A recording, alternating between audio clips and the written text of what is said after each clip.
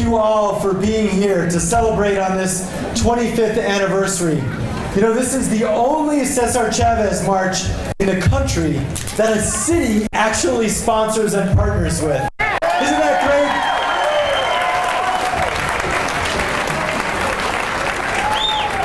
And I have to tell you, I am so grateful because I get to introduce a woman who had the courage to stand up against injustice.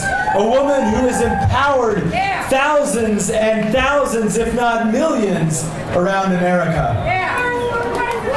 And I like that. And she's also a native New Mexican, by the way. I don't know if a lot of you knew that.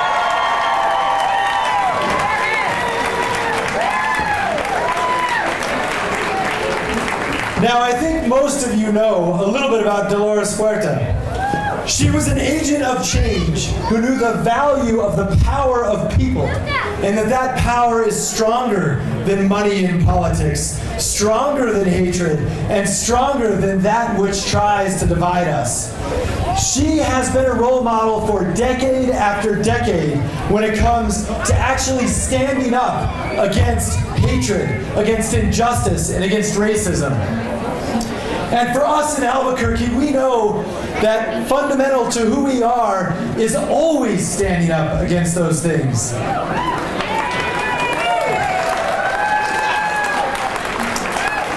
She is reminding us, and she is reminding Washington, that we should be talking about building bridges instead of walls.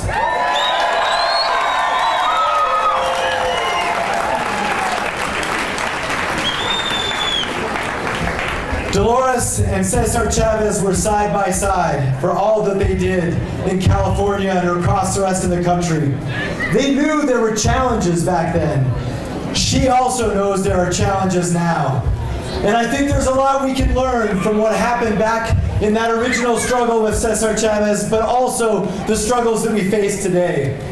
And despite all the complaining that we might want to do about the division and the rhetoric that's coming from Washington, D.C., that's coming from other parts of our country, that's trying to tear us apart, we know that now is not the time to complain. What Dolores and César taught us is that now is the time to stand up for what we believe in.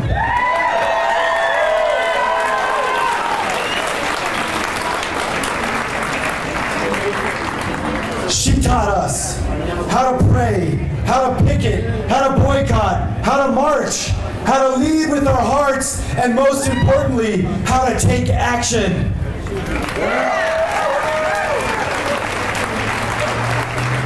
So today, right here in our city, we have these challenges.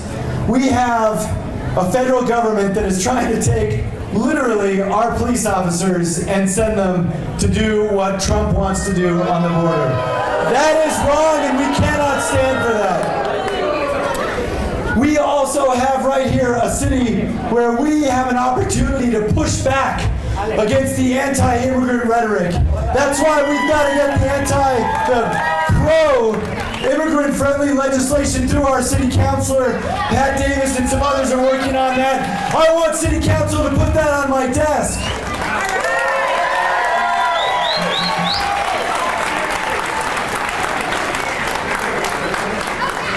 We know that we believe in our families, whether our families were born here or they weren't, or our relatives were born here, are they or not. Everyone is part of our community. We are one Albuquerque, and that's what we should stand for as a city.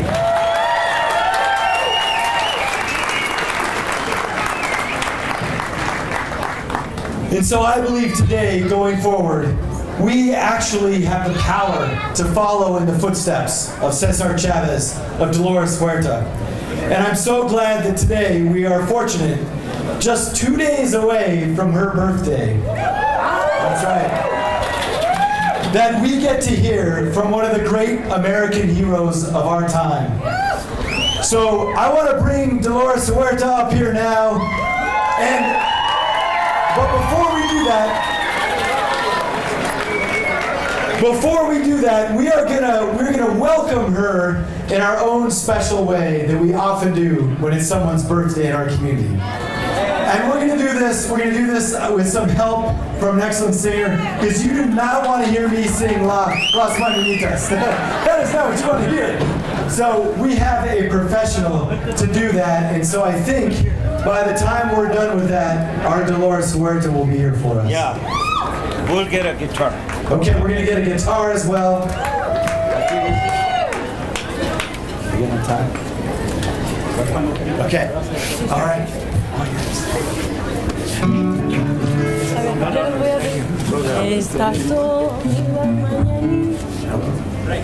Okay, so we're gonna need all of you guys to please sing along with us.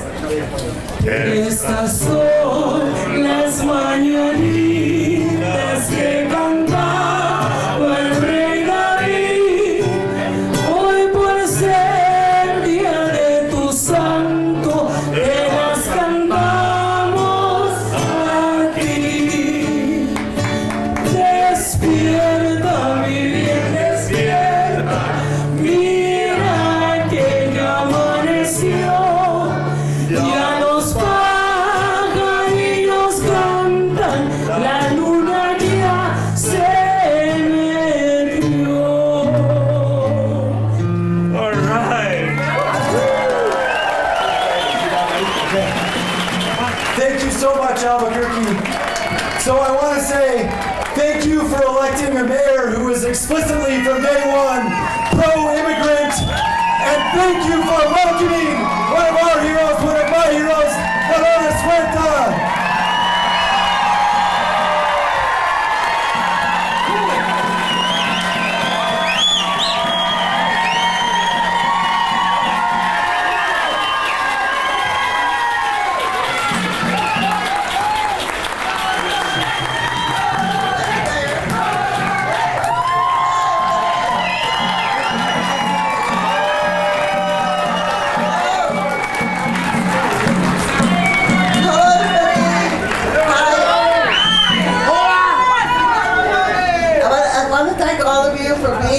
Celebrating César Chávez's day again on the 25th anniversary.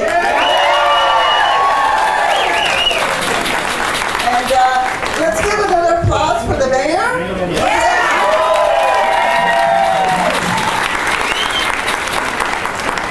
And I want to thank the city of Albuquerque for doing this. You know, you are one of probably the only, there may be another one that I'm not aware of it, the only place where the city itself pays for the celebration. How about that?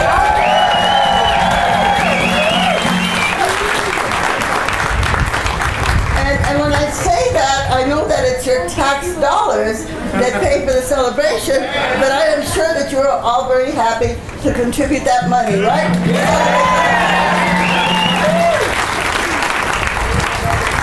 I want to thank the committee. We know that this takes an awful lot of work to put the celebration together. So let's give the committee a big old hand also.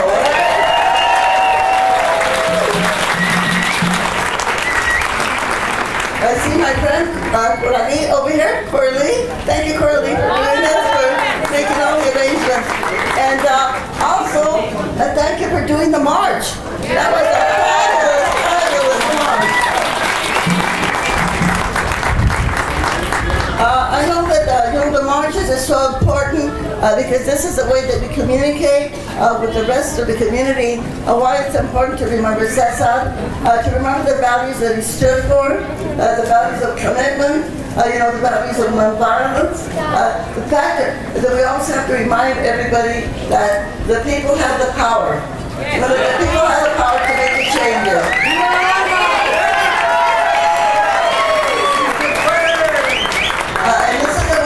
Cannot forget. And I do want to mention that I know here at the University of New Mexico right now they are trying to get a master's degree in Chicano studies.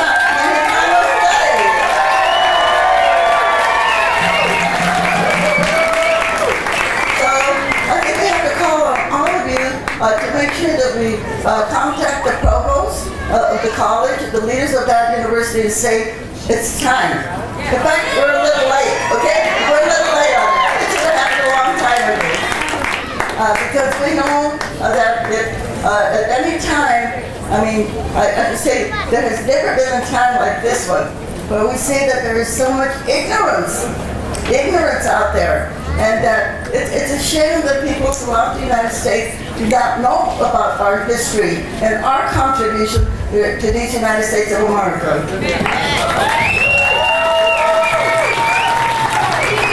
Because if they did know that our president could not get away with the attacks on the Congress the way that he has been doing. So we need a lot of academics. We need a lot of people to know what the contributions of Mexican people have been to our, and Latinos have been to our society. And we have to make sure that in every single school book, it is taught to our children at the kindergarten level, to tell them about the big civilizations that existed with the Mayas and the Aztecs and the Incas, you know? When many of the people in Europe were still living in caves. They don't know that. And our descendants, they had the astronomy, and they invented the zero, you know? People don't know that. So we have to make sure we start getting that into not only here at the University of Mexico with this academic program, but we get this in every single school starting with kindergarten.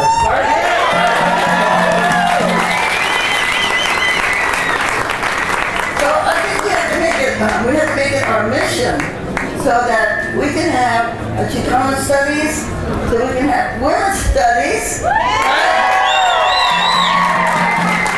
labor studies, the contributions of our LGBT leaders also.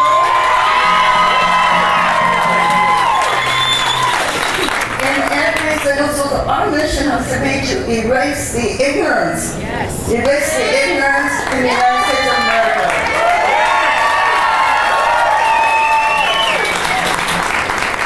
And I know New Mexico, I was thinking, I'm New Mexican, right? I'm from here.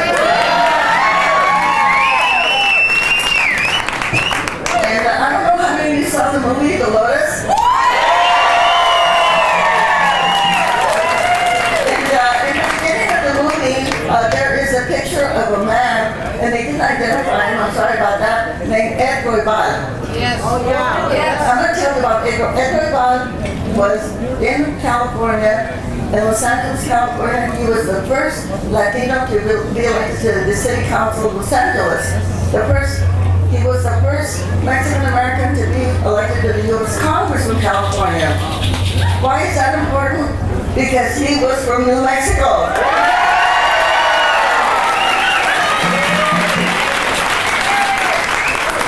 And I think he has a relative around here, but César Caballero. So I mention this because I think that New Mexico, when it comes to the culture of voting, has always been at the forefront. And this is one thing that we really want to promote, the culture of voting. Because a lot of, especially our younger people, they don't think that voting is important. And they have to understand that it is only the people that sit in public office that make the decisions that change the policies. That change the policy. So we can march like we did today. We can protest like we have in the past and in the future. But if we do not get good people elected, nothing changes. Nothing changes. And this is the year 2018. This is an election year. You have a lot of great candidates running here in New Mexico for different public offices. But you know what? Let's look at the congressional seats. Because we are going to build our own wall. But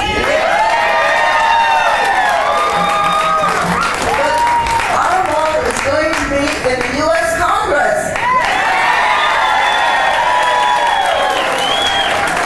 So we have to make sure that we get progressive Congress people elected, so that no matter what comes out of the White House, we can stop it.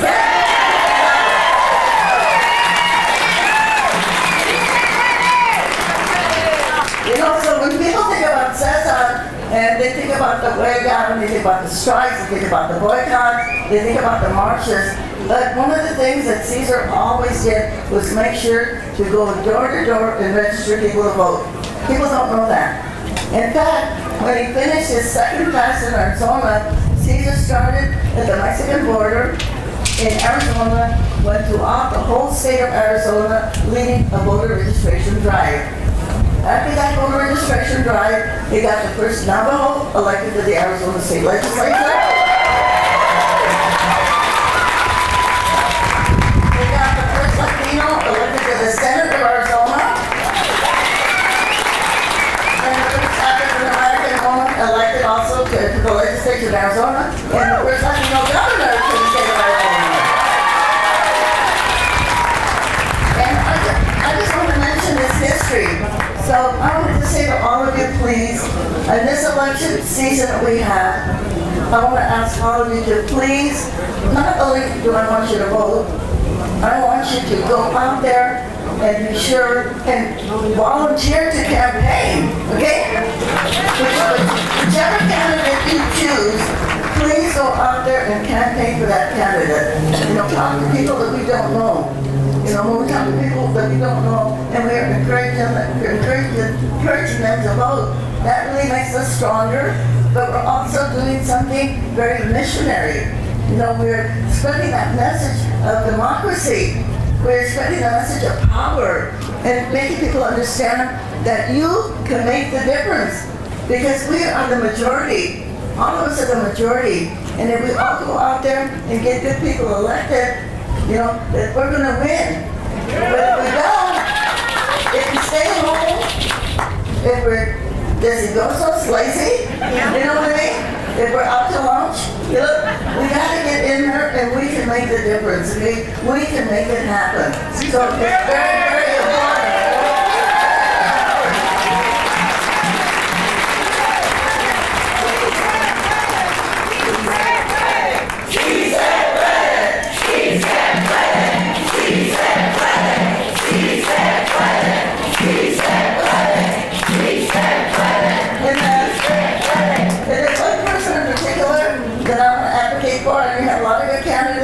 A lot of sides, but there's one person really important, and her name is Deborah Holland. Yeah! And she is a Native American, so we need her to get elected, okay? So I'm going to ask y'all a question, and I know you know the answer, but before I get off the stage, I just want to say thank you again for inviting me to be at the celebration, I also want to say how can we stay in touch? DoloresHuerta.org on the website to find out about the work that we're doing on grassroots organizing. As you all know, I left the Farmers Union 15 years ago, but we continue to work at the community level, organizing people so they can have power. We recently had 3 big victories with our organizing down there in Bakersfield, California. Yeehaw country. We are now in 10 different school districts. We're stopping the school to prison pipeline. And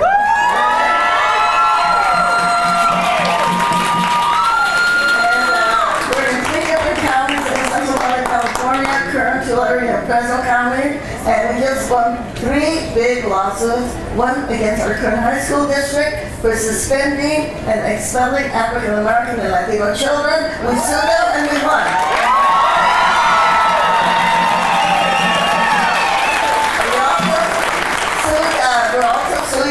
Redistricting, and guess what? They're going to draw new lines so we can get Latinos on the school board, right? And we just won another lawsuit together with Mexican American Legal Defense Fund on our Board of Supervisors to get more Latinos on the Board of Supervisors, okay? So, and we do all of this by organizing and by voting. So this is what we do. Everybody, we gotta take the power. Okay, we gotta take the power. Get good progressive people elected. So I'm gonna ask you all a question. I know you know the answer, but I want you to shout it really loud. So loud that the neo-Nazis and the alt-right, the KKK, all the haters, okay? So they can hear us. So this is I'm going to ask you, who's got the power? We You already know. But we have to do it all together. So I'm going to say, who's got the power? I want you to say, we've got the power. And when I say what kind of power, I want you to say, people power. All right? Okay, so let me ask the question. Shout it as loud as you can. Let's go. Who's got the power? What kind of power? Are we going to go out there and volunteer on these campaigns to get the people elected? What do you say? ¿Se puede o no se puede? Right, okay. So now, to commemorate César Chávez, our great leader, let us say a big old viva for César Chávez, okay? Que viva